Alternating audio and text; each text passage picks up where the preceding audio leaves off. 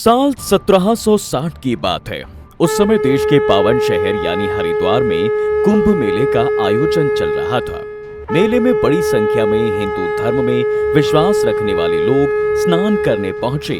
तब अचानक दो गुट के बीच आपस में लड़ाई होने लगी। दोनों के बीच बहस इतनी ज्यादा हो गई थी कि वहां लोग एक दूसरे को मारने लगे। उस भीषण लड़ाई झगड़े में करीब 18,000 भिक्षु मौत के मुंह में चले गए। लेकिन क्या आप जानते हैं कि यह झगड़ा आखिर किस बात पर हुआ था? दरअसल दोनों ही गुट आपस में इस बात पर बहस करने लगे कि सनातन धर्म में सबसे बड़ा भगवान है कौन? कौन है जिसके सामने सभी देवी देवता पूजा करते हैं? आखिर 33 कोटि देवी देवताओं में सबसे महान कौन है? अब ये बात तो सब जानते हैं कि सनातन धर्म दुनिया का सबसे प्राचीन धर्म है। धर्म ग्रंथों के मुताबिक सनातन धर्म अनंत काल से चला आ रहा है, जहां भक्तगण ब्रह्मा, विष्णु, महेश के साथ साथ देवी दुर्गा, देवी काली, माता वैष्णो जैसे बहुत से देवी देवताओं की पूजा करते हैं। बाकी धर्म में भगवान सिर्फ एक हैं, लेकिन सनातन धर्म में 33 कोटि ईश्वर हैं। वैसे अगर आप भी यही सोचते हैं कि सनातन धर्म में 33 करोड़ देवी देवता हैं, तो आप गलत हैं। जी हाँ, क्योंकि ये सच नहीं है। हिंदू धर्म ग्रंथों के अनुसार 33 कोटि यानी 33 तरह के देवी देवता मौजूद हैं। हिंदू धर्म में 33 करोड़ देवी देवता हैं। ये ब्रह्म कोटि शब्द से फैला है। इस शब्द के दो अर्थ हैं, प्रकार और करोड़। दरअसल इस धर्म में 33 प्रकार के देवी देवता हैं, जिनमें 8 वासु, 11 रुद्र, 12 आदित्य, इंद्र और प्रजापति गिने जाते हैं।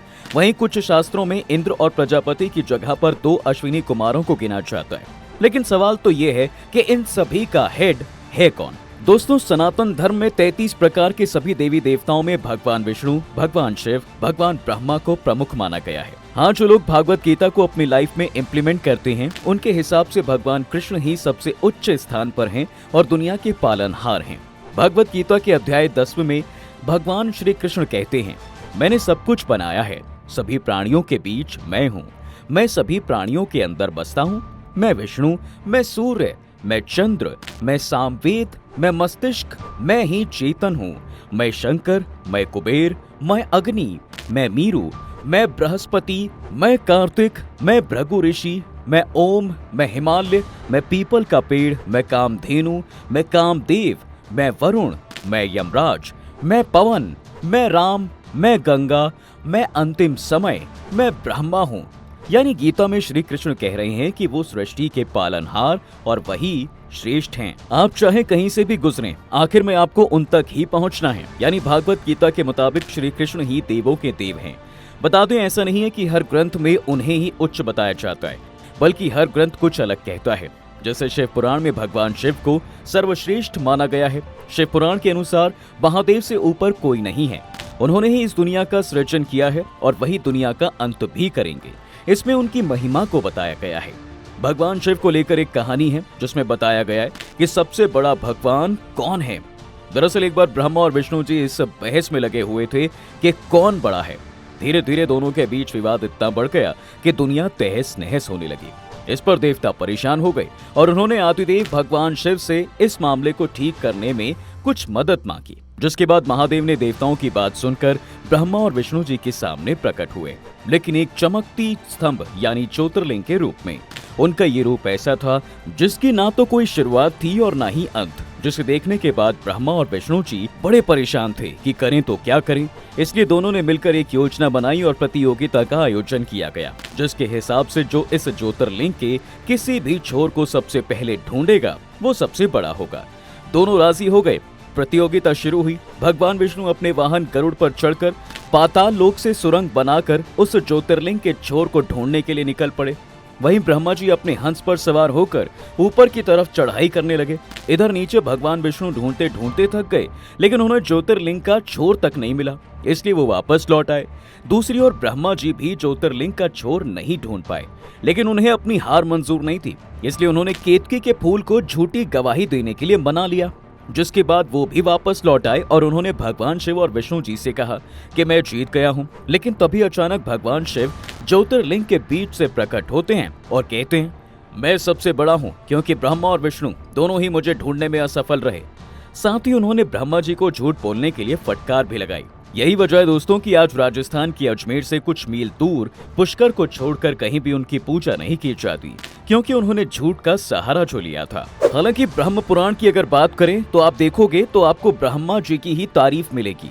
वहीं विष्णु पुराण में भगवान विष्णु को ही सर्वश्रेष्ठ बताया गया है, जबकि देवी भागवत पुराण को पढ़ें तो उसमें बताया जाता है कि देवी ही परम भागवती हैं, जिन्होंने ब्रह्म, विष्णु और महादेव को प्रकट किया है। कुल मिलाकर अलग अलग पुराणों में अलग अलग देवी देवताओं को सर्वश्रेष्ठ बताया गया है।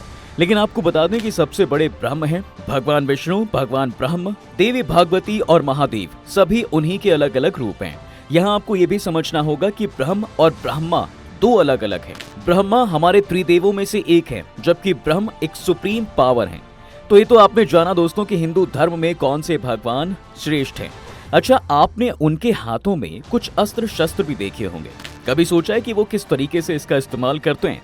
सबसे पहले बात करते हैं त्रिशूल की।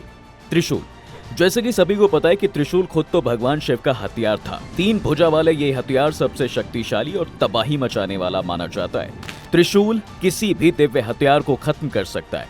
महादेव को छोड़कर कोई भी ना तो हथियार को रोक सकता है और ना ही काबू कर सकता है। त्रिशूल की 3 भुजाओं के अलग अलग मतलब होते हैं। इसे सृजन, विनाश और संचालक के तौर पर भी देखते हैं।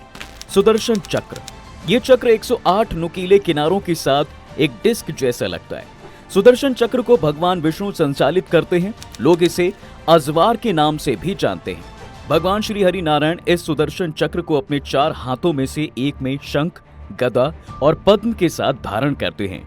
कहते हैं इस चक्र को महादेव ने भगवान विष्णु को गिफ्ट के तौर पर दिया था, जो कि सूरज की किरणों के अंश और शिव जी के त्रिशूल से बना था, जिसे वास्तुकार भगवान विश्वकर्मा ने बनाया था। ब्रह्मास्त्र, ये हिंदू लोक कथाओं में मौजूद घातक हथियारों में से एक माना जाता है। ऐसा कहा जाता है कि ब्रह्मास्त्र बड़ी मात्रा में एकाग्रता और ध्यान के जरिए से हासिल किया जा सकता है या बस एक गुरु द्वारा दिया जा सकता है। ये बहुत खतरनाक हो सकता है और साथ ही ये रक्षा में बाकी चमत्कारी हथियारों का मुकाबला भी कर सकता है। इसका संचालन दिव्य और अलौकिक मंत्रों के साथ किया जा सकता था। ऐसा कहते हैं इस हथियार का इस्तेमाल ऋषि विश्वामित्र ने महर्षि वशिष्ठ के खिलाफ, प्रभु राम ने रावण के खिलाफ और अर्जुन ने गुरु द्रोणाचार्य के बेटे अश्वत्थामा के खिलाफ किया था। ब्रह्मांड अस्त्र, अब ये अस्त्र ब्रह्मदेव ने बनाया था, जो दूसरे शक्तिशाली हथियारों में से एक है। ऐसा माना जाता है कि इसमें भगवान ब्रह्मा के 4 सिर होते हैं, जो हिंदुओं के 4 पवित्र ग्रंथ वेद को डिनोट करते हैं। कहते हैं इस हथियार के इस्तेमाल से भारी तबाही आ सकती है और तो और ये हथियार ब्रह्मास्त्र को निगल भी सकता है और इसे बेअसर कर सकता है। ऐसा कहा जाता है कि ऋषि विश्वामित्र के सभी दिव्य चमत्कारी हथियारों के हमले के बचाव में ब्रह्म ऋषि वशिष्ठ ने इसका इस्तेमाल किया।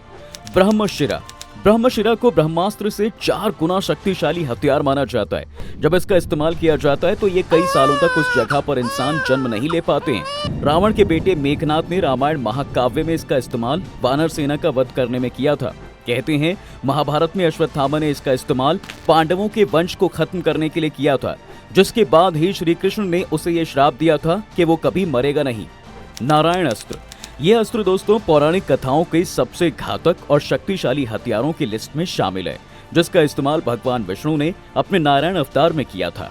नारायण अस्त्र से एक साथ कई लाखों तीर बाहर निकलते हैं, जो कि एक डिस्क जैसा नजर आता है, जिसे बहुत ही घातक माना जाता है।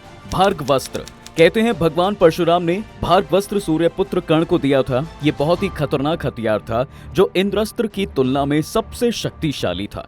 अगर इसका इस्तेमाल किया जाता तो ये एक बार में ही पूरे ग्रह को नष्ट कर सकता था। वज्रयुद्ध, वज्र युद्ध या फिर वज्र भगवान इंद्र का अपना पर्सनल हथियार है, जिससे बिजली निकलती थी। इसे महर्षि दधीची की अस्थियों से बनाया गया था। इस अस्त्र का इस्तेमाल करके ही देवराज इंद्र ने वृत्रासुर नाम के एक भयानक दैत्य का वध किया था। 3 बाण, ये महाभारत काल में युद्ध के समय घटोत्कच के पुत्र बर्बरीक को भगवान शिव ने उसकी भक्ति से खुश होकर दिया था। ये बहुत ही शक्तिशाली हथियार था। कहते हैं इन बाणों के सहारे बर्बरीक बस 1 मिनट में महाभारत का पूरा युद्ध खत्म कर सकते थे, लेकिन भगवान श्री कृष्ण की लीला की वजह से ऐसा नहीं हो पाया था। पशुपतास्त्र, देखिए हिंदू पौराणिक कथाओं की माने तो पशुपतास्त्र भगवान शिव और भगवान विष्णु के हथियारों के बाद सबसे शक्तिशाली हथियार है। ये सबसे ताकतवर और प्रलयकारी हथियार है। महाभारत महाकाव्य में अर्जुन ने इसे महादेव से प्राप्त किया था, लेकिन कभी भी इसका इस्तेमाल नहीं किया था। वानर अस्त्र, वैसे तो हिंदू धर्म में इस अस्त्र का कोई कहीं जिक्र नहीं मिलता, लेकिन माना जाता है कि वानर अस्त्र किसी व्यक्ति को दिव्य वानर की शक्ति देता है। नंदी अस्त्र। वानर के अलावा नंदी अस्त्र का भी हिंदू धर्म शास्त्रों में कोई जिक्र नहीं है, लेकिन ऐसा माना जाता है कि नंदी अस्त्र का इस्तेमाल करने वाले इंसान में 1000 बैलों की ताकत आ जाती है। जल अस्त्र। इस अस्त्र का इस्तेमाल दुश्मनों पर भारी बारिश बरसाने के लिए किया जाता है। हिंदू धर्म शास्त्रों की माने तो यह अस्त्र देवी देवताओं के पास होता था। कहते हैं इसकी मदद से देवी देवता भारी मात्रा में पानी बरसाकर प्रलय ला देते थे। प्रभा अस्त्र। प्रभा का मतलब है बहुत रोशनी और किरण। कहते हैं इसे रोशनी का अस्त्र माना जाता है। पवन अस्त्र। पवन अस्त्र को वायु अस्त्र भी कहा जाता है। मान्यताओं के अनुसार इस शस्त्र का इस्तेमाल बहुत तेज आंधी तूफान के लिए किया जाता था। अग्नि अस्त्र। लोगों का मानना है दोस्तों कि आग्नेय अस्त्र या फिर अग्नि अस्त्र एक विस्फोटक बाण होता है। ये जल अस्त्र की तरह अग्नि बरसाकर दुश्मन को तबाह कर सकता है, जिसके बाद दुश्मन का खात्मा तय है। तो दोस्तों आज की वीडियो में फिलहाल बस इतना ही। अगर आपको इसके बारे में पहले से कोई जानकारी थी तो हमें नीचे अपना ओपिनियन कमेंट सेक्शन में जरूर बताएं। इसके साथ ही आपको हमारी वीडियो कैसी लगी ये भी बताएं। तब तक के लिए वीडियो को लाइक, शेयर और पेज को फॉलो जरूर करें।